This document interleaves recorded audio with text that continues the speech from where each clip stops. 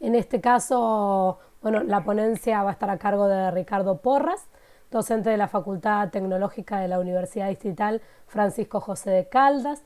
Él es ingeniero mecánico con maestría en ingeniería industrial, trabaja desde hace 25 años en la facultad, es docente de tiempo completo de las materias mecánica, estática y programación.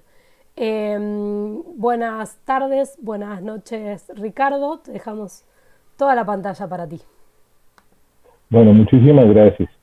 Buenas noches, un placer estar con ustedes y hacer, pues, recibir la invitación de María Teresa. La cosa que teníamos era un poquito borrosa en cuanto a cómo organizar la charla, porque la idea era hablar de algo de ciencia y tecnología. Sin embargo, al oír a Antonio, las cosas se me empezaron a rebobinar ahí porque ahorita yo estoy dictando dinámica de mecanismos, que es una materia de cuarto semestre. Sin embargo, durante muchos años estuve trabajando también en ciencias básicas y dictando física. Cuando la facultad se inició, pues había muy poquitos profesores, me tocaba dictar las físicas básicas. Eh, y pues una de las cosas que más me llamaban la atención a mí era que algunos estudiantes llegaban a la universidad a estudiar ingeniería mecánica y por alguna razón les decía, bueno, ¿y cómo te fue a ti en tus estudios en el bachillerato? Y yo todavía estoy impactado a pesar de que han pasado casi 25 años, cuando una chica me dijo, no, profesor, yo no tuve profesor de física en el bachillerato porque se enfermó y no me pusieron profesor nuevo.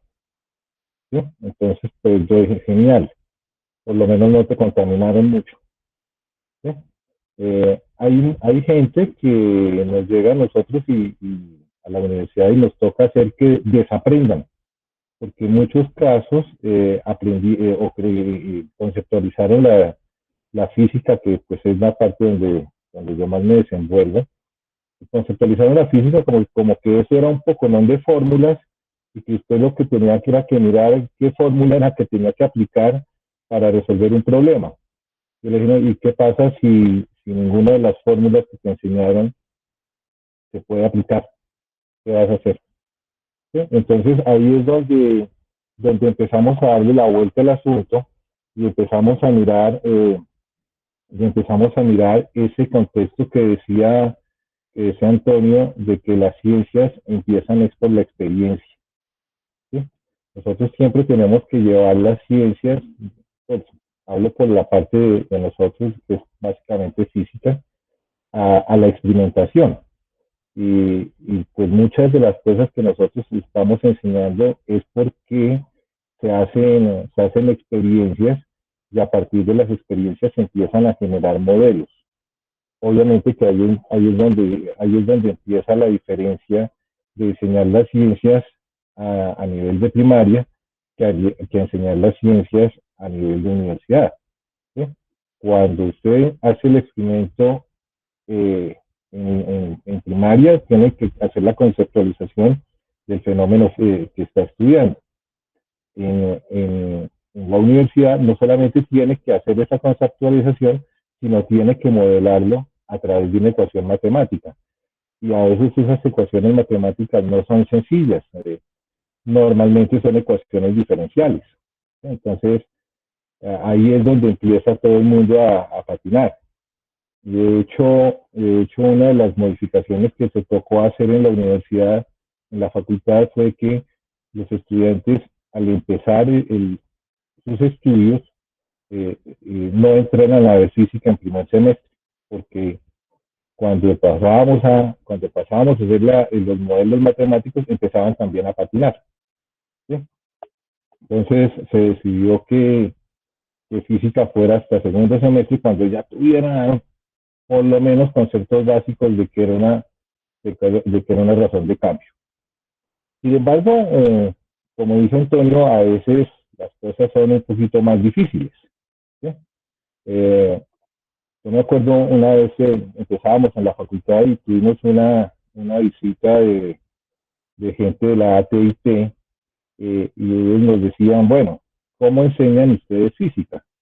Nosotros echábamos el cuento, en ese momento lo hacíamos de la forma más tradicional del mundo, echábamos la carreta en la clase y luego tratábamos de hacer un experimento que estuviera completamente controlado para que los estudiantes volvieran a, a escribir o a deducir la ecuación que ya habíamos visto en clase.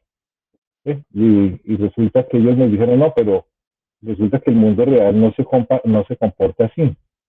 Ellos nos decían, mire, nosotros en AT&T lo que hacemos es trabajar con diseño de experimentos para mirar qué parámetros mejoran la obtención, por ejemplo, de los circuitos integrados. ¿Sí? Y entonces nos sugirieron que empezáramos a hacer los experimentos, sí, pero sí, haciendo que el estudiante desaprendiera completamente. O sea, supongamos que Galileo eh, no sabía nada de respecto a caída libre, ¿sí? Y él se puso a hacer unos experimentos con planos inclinados y se demoró muchísimo para encontrar sus relaciones de movimiento. Supongamos que ahora lo aplicamos o nos ponemos en la era de Galileo, o suponga que usted es Galileo, pero conoce el diseño de experimentos. En el diseño de experimentos uno mira qué factores son los que alteran una respuesta. Entonces, en el caso de Galileo, uno podría empezar a decir, bueno, ¿será que la masa tiene algo que ver? Y entonces, pues Galileo lo que hacía era botar unas pelotitas y empezar ahí a contar cuántas notas le pasaban mientras la pelotita caía. Usted puede en este momento, pues, contar exactamente cuántos segundos son, pero usted no puede, a no ser que lo sepa de antemano, saber si la masa influye o el ángulo influye o qué más cosas pueden influir. En el diseño de experimentos justamente se trata de hacer eso, de mirar qué factores influyen sobre el resultado de determinada variable. ¿Sí? Y a partir de ahí, entonces se empieza a conceptualizar. Usted hace el experimento, a partir del experimento toma unos datos, a partir de esos datos desarrolla una gráfica y cuando ya tiene la gráfica, entonces usted sí puede empezar a hacer el modelo de qué fue lo que pasó. Y si lo puede establecer como una ecuación diferencial, pues tanto mejor porque ya entendió qué es lo que pasaba. ¿Sí? Y si nosotros hubiéramos llegado con esos estudiantes que no sabían nada y los metemos en ese nuevo contexto del diseño de experimentos, pues la gente va para el otro lado, ¿sí? Porque inmediatamente empieza a mirar qué es lo que influye para encontrar sobre determinado fenómeno y lo controla ¿cómo lo explico yo? Lo sí, pues hace el lado derecho de la ecuación, por decirlo así. ¿Sí? O sea, se dice velocidad es igual a la distancia a un medio de la aceleración por el tiempo al cuadrado. ¿Por qué fue el tiempo al cuadrado? Porque usted lo sacó de la gráfica. No fue porque el profesor se lo escribió allá en un tablero y usted se lo tuvo que aprender de memoria. ¿Sí? Hay algunas otras cosas muy simpáticas ahí en el desarrollo de las ciencias en la educación superior, porque es que nos toca enseñar las ciencias, pero también nos toca tener un cuidado estricto en que, en que eso que el estudiante aprende es para diseñar nuevos productos. O sea, no podemos limitar a la mente del estudiante a que esto es lo que sucede y esto es lo que sucede siempre. ¿Sí? Con la gente de la AT&T encontramos que a veces no siempre sucede lo que uno está esperando en un experimento. Y a veces eso suele suceder también cuando uno está en un laboratorio que cree que todo está controlado y resulta que por alguna razón se metió un eje oxidado y entonces lo que queríamos nosotros observar no se dio porque el eje estaba oxidado y generó más rozamiento.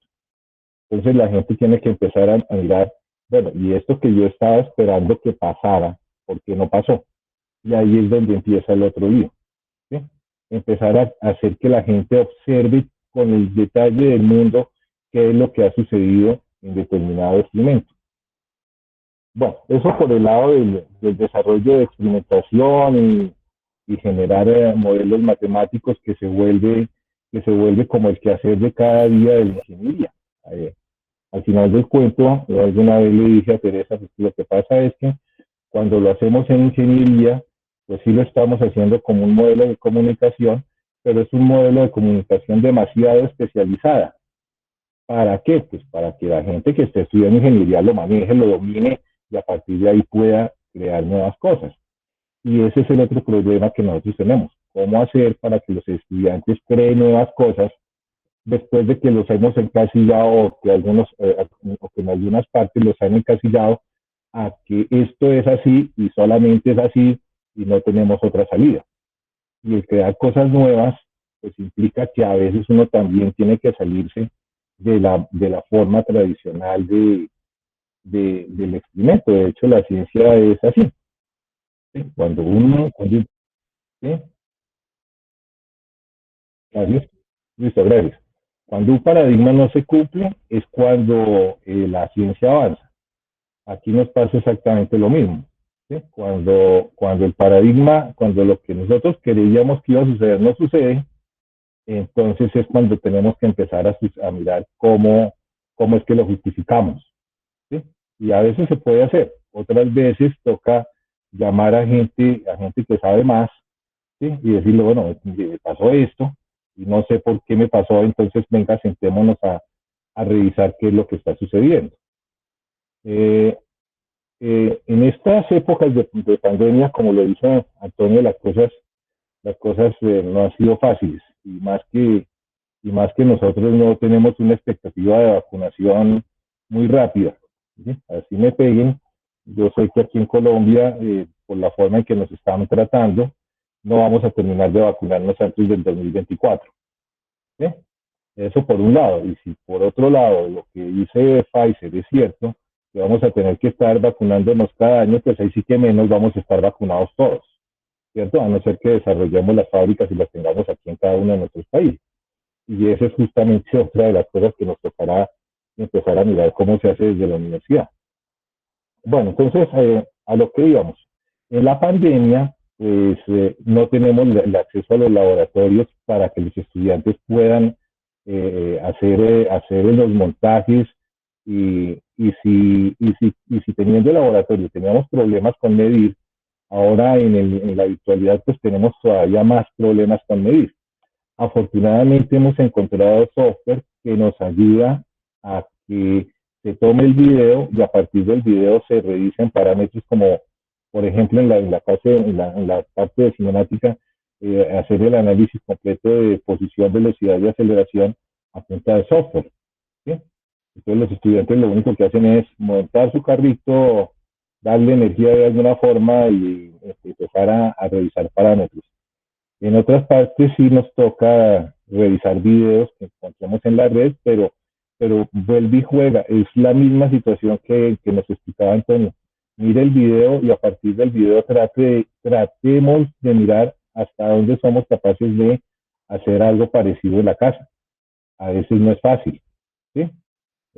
Pero bueno, la idea es que la gente conceptualice el fenómeno y trate de montarlo sobre unos datos que luego va a graficar. Por eso es que es tan importante el desarrollo para nosotros es tan importante el desarrollo de la graficación y luego a partir de la gráfica tratar de explicar un modelo matemático que nos justifique cómo se comportan las cosas. Bueno, hay muchas otras cosas que podríamos trabajar de desarrollo de ciencia, de tecnología, de cómo, de cómo hacer para que los estudiantes generen productos nuevos a partir de lluvias de ideas y hacer la aplicación de la ciencia o hacer el propio desarrollo de la ciencia a partir de la tecnología. Hay muchas cosas que podríamos ponernos a discutir, pero yo creo que con esto ya podemos terminar la intervención, Margarita. Creo que me volé un minuto, pero Sí, te sobró incluso un poquitito de tiempo, te sobró un minutito. Muchísimas Gracias. gracias, Ricardo. María Teresa, ¿querés? Sí, gracias, Margarita.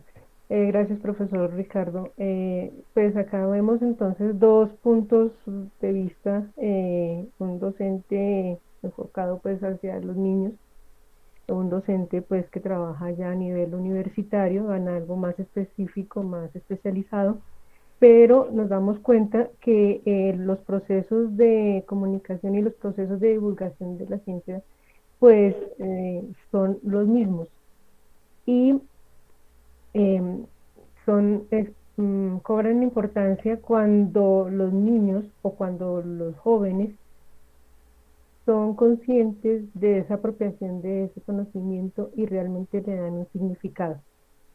Eso es lo que estamos pues manejando pues en este momento y más en estos momentos de pandemia que pues nos toca resignificarnos a todos para que los otros chicos se apropien de ese conocimiento científico de una manera significativa. Gracias, profe.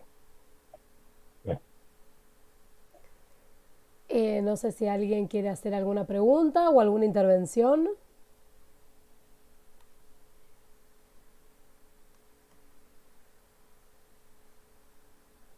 Eh, Margarita, Sí, si mal no estoy, están en este sí, orden, Frank, ok. Sergio y Hugo. Entonces empezamos con Frank. Ah, y Stephanie, perdón. Stephanie estaba de primeras, pero bueno. Profesor Ricardo, muy buenas tardes. Gracias, Lina. Como vimos ahorita con el profesor Antonio y usted, pues nos han comentado que en la parte experimental, para aplicar la ciencia en cualquiera de los dos campos, como lo hablaba el profesor Antonio y usted ahorita en este momento, pues justamente en este momento de situación pandémica, pues es un poco complejo hacerlo desde casa. Entonces, en esa medida, uy, cayó un rayo por acá cerca. En esa medida, es que está lloviendo muy fuerte. En esa medida, se me perdió la pregunta, perdón. En esa medida, la parte comunicacional con los estudiantes, mediadas a través de este, digamos, tengo un computador acá enfrente, no tengo mis estudiantes de enfrente. ¿Cómo hacer, cómo mediar esa parte comunicacional en el ejercicio de evaluación de sus estudiantes? Sí, Frank, la parte de evaluación se ha vuelto un poquito compleja. Eh, pues como te digo, hay en este momento hay software en donde ellos pueden tomar el video del experimento que han realizado y a partir del software pueden sacar sus conclusiones. Obviamente que además de hacer el software, toca presentar un informe escrito que en últimas ahora también tiene que decir por qué el experimento no funcionó. ¿Sí? Desarrolló, planeó un experimento, pero cuando lo hizo en casa, como no tenía los elementos de laboratorio adecuados, pues probablemente lo que sucede, lo que nos está sucediendo es que las relaciones matemáticas no se están cumpliendo. Entonces, distancia no es igual a un medio de observación por el tiempo, sino que les queda que ya no es un medio, sino es dos tercios, y que el tiempo no hay que elevarlo al cuadrado, sino hay que elevarlo al cubo, porque al hacer la curva les da eso. ¿Sí? Entonces uno les empieza a decir, bueno, ¿usted por qué cree que esa ecuación le dio así? ¿Sí? Y entonces tienen que empezar a rebobinar, ya a generar con palabras, a generar un discurso de por qué no les resultó el experimento como ellos creían que los resultados deberían dar, por qué no les dieron esos resultados. Y en ese momento es que estamos haciendo que los chicos se justifiquen y aprendan un poquito más. Y en un momento dado hay cosas que no son de la materia y les toca aprenderlas. ¿Sí? Entonces, bueno, estaba haciendo viento porque en un laboratorio todo lo tenemos cerrado y entonces allá no hace viento, pero como usted lo hizo en su casa y yo no sé si tenga las ventanas abiertas, en muchos casos lo hacen en el patio de la casa, otros viven en el apartamento, ustedes se van al patio, al parque del barrio y lo hacen en el parque del barrio. Entonces, pues claro, empiezan a meterse cosas que en un laboratorio no se meterían y hay que empezar a revisar qué es lo que sucedió para que les dieran los resultados que les dieron. Y eso, obviamente, las evaluaciones, pues aunque hay software interesantísimos, uno podría hacer parciales con Google Drive y etcétera, etcétera. Pues nosotros ya tenemos, pues yo ya he tenido la experiencia de hacer los parciales con Google Drive y entonces resulta que lo que hicieron fue fomentar la participación en grupo, ¿sí? Porque se vuelve ahí rápido por el chat. ¿A usted cuál pregunta le salió? Ah, bueno, entonces ya sabemos que la respuesta de esa es esta. Y se vuelve una locura, pero entonces yo lo veo más por este otro lado. Generaron otro modelo de comunicación, ¿sí? Allá teníamos, cuando hacíamos parciales en el aula presenciales, entonces nosotros jugábamos a que usted se copia y yo me doy cuenta y entonces le llamo la atención. Ahora estamos seguros de que usted se copia, ¿sí? Estamos completamente seguros, no hay absolutamente ninguna duda, ¿sí? Pero entonces, ¿cómo fue que usted le pasó la información al otro? Porque es que al final del cuento, cuando terminan de resolver el drive, yo les digo, bueno, chinos, ahora el problema es que no solamente tuvieron que marcar allá la respuesta, sino que me tienen que mandar ya en este instante a Classroom los papeles donde ustedes realizaron los cálculos. Y si no los mandan en menos de 5 minutos con las respuestas que ustedes me marcaron en el otro lado, yo no les valgo nada. ¿Sí? Entonces ahí es donde cuando se copiaron empiezan a decir, uy, mi madre, me tocó de todas maneras hacer el procedimiento porque este me va a quebrar si no lo hago y si no se lo voy a explicar después. Porque yo me tomo, pues aunque los tiempos de clase son muy cortos, yo a veces les digo, bueno, pues nos vemos el sábado por la tarde y allá el sábado por la tarde, cuando yo sé que usted no hace nada y yo pues me dedico a trabajar con usted me explica qué fue lo que estudió. ¿Sí? Y ya, listo. Entonces ahí la evaluación se ha vuelto mucho más uno a uno. ¿Sí? Usted tiene que montar, por ejemplo, en Jamboard su ejercicio y tiene que explicarlo. Y si usted no lo explica como adecuadamente, entonces yo empiezo a decir, bueno, ¿y usted qué le pasó? A veces lo hacemos en grupo y entonces los otros compañeros le dicen, ah, pero usted sí está, ¿se acuerda que eso fue por tal cosa? Y entonces ahí, pero no dijimos que era individual, y entonces usted, ¿por qué le está corrigiendo al otro? ¿Sí? Aunque esas correcciones a veces se vuelven interesantes. Ok, gracias, profe, por la respuesta. Y Frank, por tu pregunta. Voy a pedirle al profe Ricardo que las respuestas de pronto sean un poco más concretas para Sí, poder sí, dar lo que pasa paso es que a Irene y pues a las preguntas que todavía están aquí en el chat y a Irene. lo que pasa es que esta parte de evaluación virtual se ha vuelto un reto. Entonces, Sí, ok, bueno, me disculpas Margarita, iba después Hugo y después Sergio, ¿sí? Ah, Stephanie había alzado la mano y no lo había visto. Hola, Stephanie, buenas tardes a todos y hola, a buenas todas. tardes. Gracias, profe Ricardo, por la intervención. Bueno, yo quería más que todo hacer un comentario, de pronto un poco referente a esto de desaprender.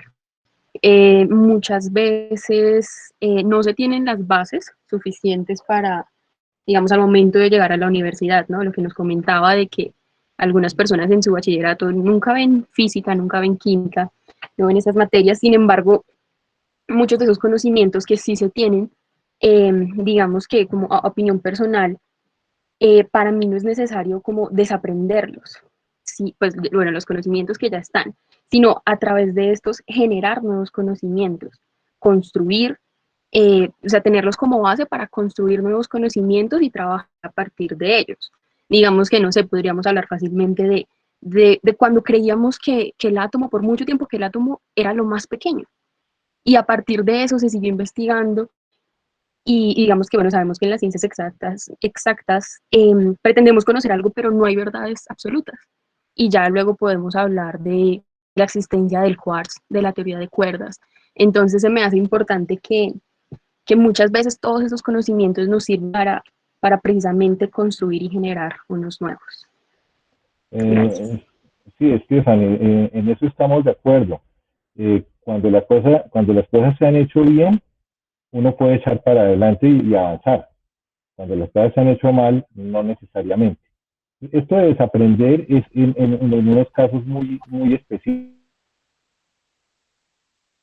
Ellos creen que la física es solo fórmulas.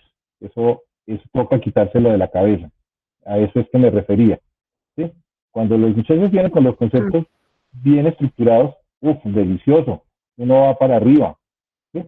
Fíjate que lo que tú hablas del átomo, ahorita estamos justamente en una revolución. Estamos justamente rompiendo el paradigma de las partículas subatómicas. Entonces, muy probable que el modelo del átomo que nosotros en este momento conocemos, manejamos, creemos que todo está bien, ya descubrieron que no está bien, y entonces eso nos va a cambiar un paradigma, nos va a generar un paradigma nuevo, y pues uno también tiene que ser consciente que en algún momento lo que creía que no se movía, sí se mueve. ¿Sí? La gente creía que la física newtoniana era absoluta hasta cuando llegó la relatividad. Entonces, uno también tiene que estar en un momento dado, ¿cómo te explico yo? Como dispuesto a decir, miércoles, esto que yo creía que era cierto, ya no es cierto y tengo que aceptar este nuevo paradigma. ¿Sí? Eso es la evolución de la ciencia. Y uno también tiene que estar en un momento dado preparado para eso. Ok, profe, muchas gracias. Totalmente de acuerdo.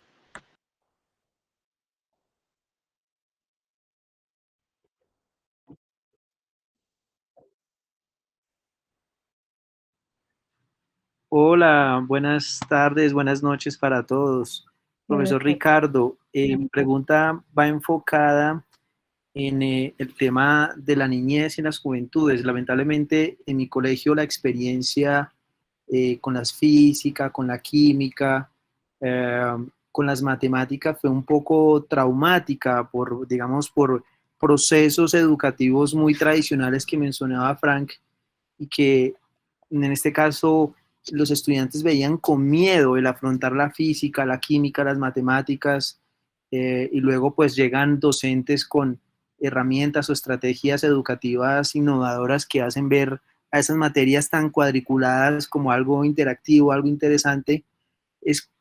Quería preguntarle, profe, ¿en qué momento de etapa temprana es importante de pronto generar esos incógnitas al estudiante, al niño, para que se interese por una ciencia, por la física, por la matemática, para que no la vea algo lejano a su contexto, a su vida, a su profesión, porque lamentablemente son muy pocas las personas que encuentran en estas materias un desarrollo de vida y posiblemente una profesión, el especializarse en ello, que no lo vean como algo cuadriculado, como algo escrito en un cuaderno grandísimo, eh, que simplemente pide algo exacto, pero detrás de ello hay una cantidad de experiencias muy importantes que pueden enriquecer la formación de un estudiante. Sí, Sergio, esa es una situación que hemos discutido muchísimo con María Teresa, porque pues María Teresa es docente de un colegio distrital, en este momento ella maneja el área de matemáticas y pues obviamente está enterada de todo lo que sucede desde grado 0 hasta grado 11. Y lo que tú dices es cierto, y lo que digamos con Antonio es perfectamente válido. Los niños cuando están desde grado 0 hasta sexto grado aquí en Colombia, ellos son los niños que están preguntando, están siempre diciendo el por qué, por qué, por qué, ¿sí? Y están investigando.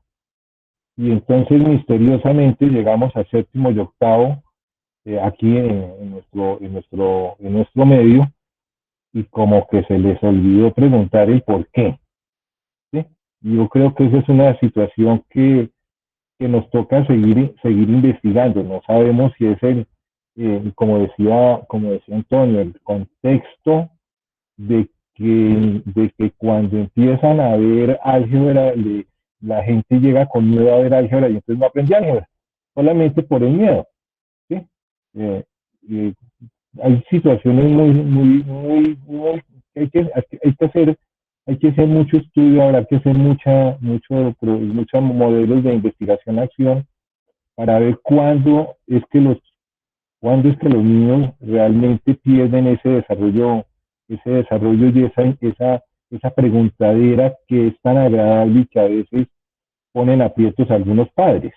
¿Sí? En la parte biológica, pues es terrible, ¿no? De dónde vienen los niños y cosas de ese estilo.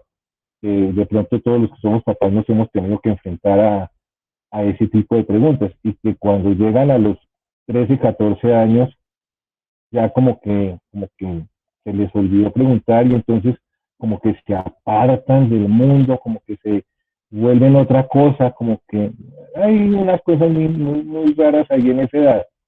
Pero Santiago, la gente por naturaleza es curiosa, el ser humano por naturaleza es curioso.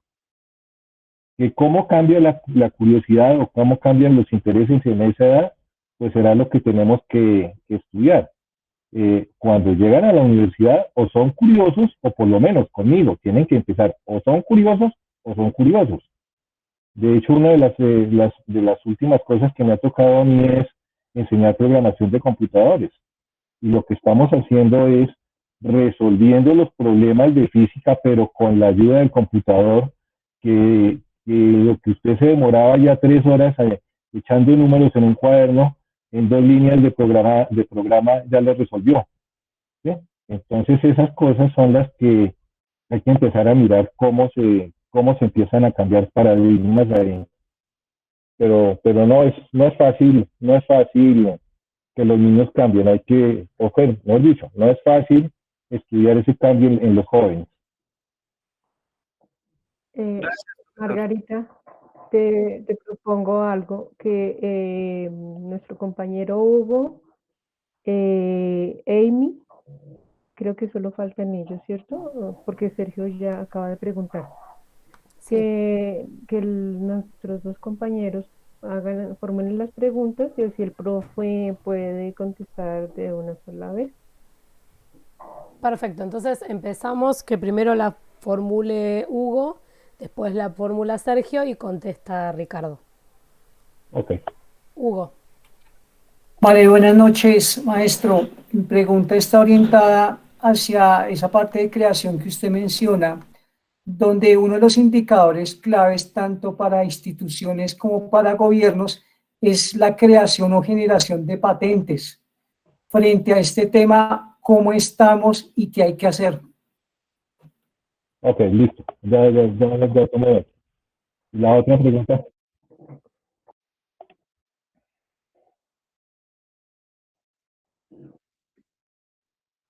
Amy.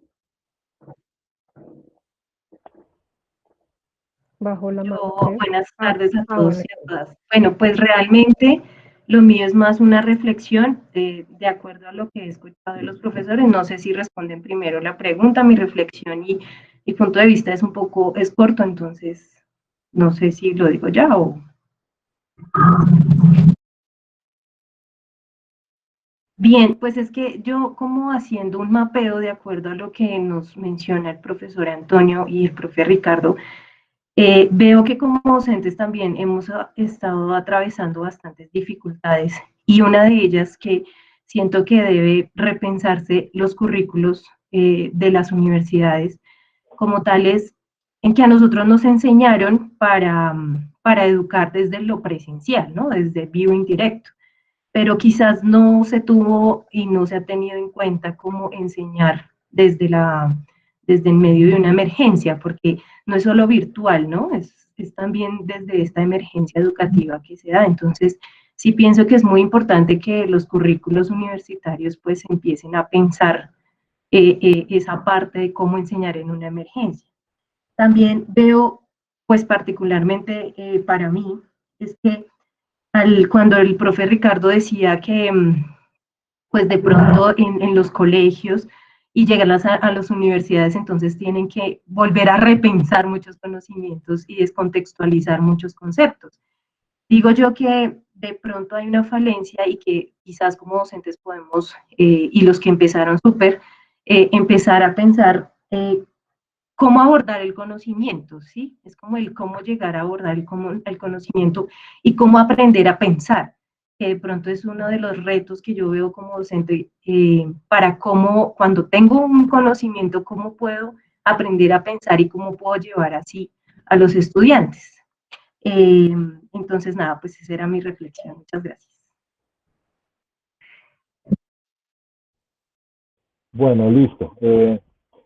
Vamos a arrancar con el aprender a pensar, porque el aprender a pensar es lo que nos genera las patentes, Hugo.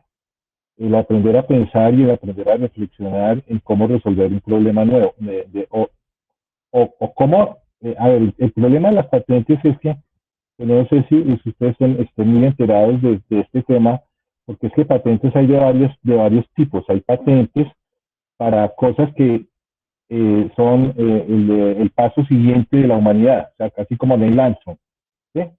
Hay patentes de cosas que no se han hecho nunca y entonces usted hace la patente. Pero también hay patentes de mejora, ¿sí? Y en las patentes de mejora es donde nosotros como Universidad Digital estamos trabajando bastante, ¿sí? De hecho, de hecho, pues mi hermano es ingeniero electrónico y ellos están trabajando sobre hacer pasteurizadoras para uso, pues, pasteurizadoras no grandísimas, sino pasteurizadoras para que los mismos campesinos puedan pasteurizar su leche, ¿sí? Y ya no ya no estar sometidos a vendérsela al gran procesador, a la gran industria lechera, sino que ellas puedan pasteurizar su leche y la puedan vender bajo sus propias marcas y demás. Eso ha llevado a la generación o a la solicitud. En este momento están en el proceso de solicitud de patente para ese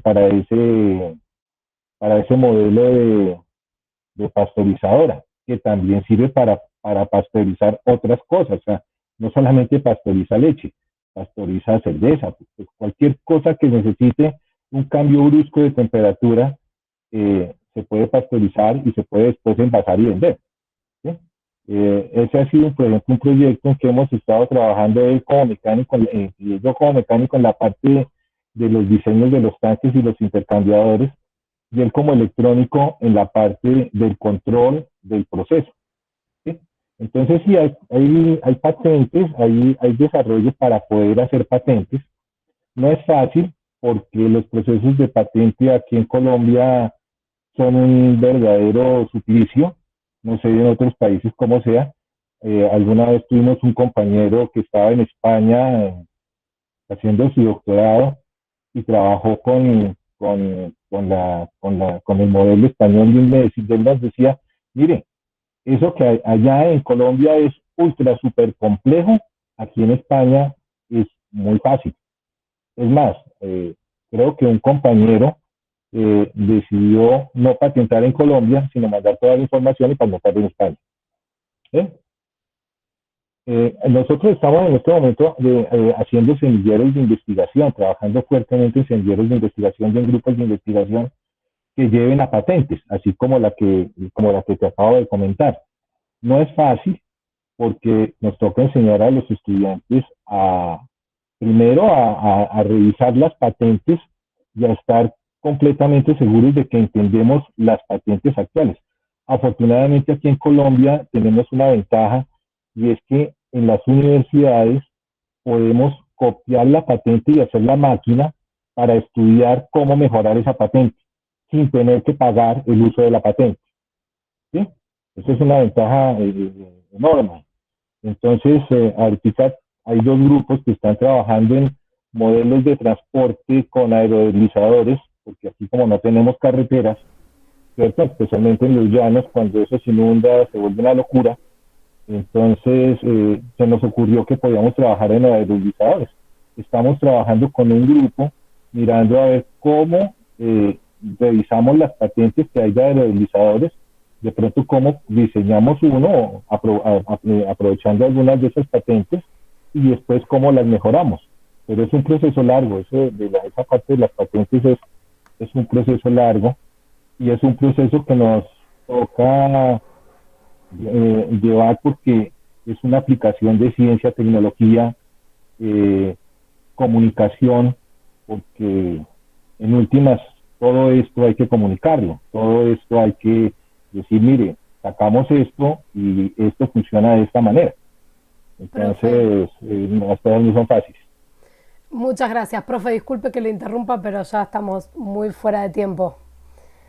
No, listo, ¿no? Qué pena con ustedes.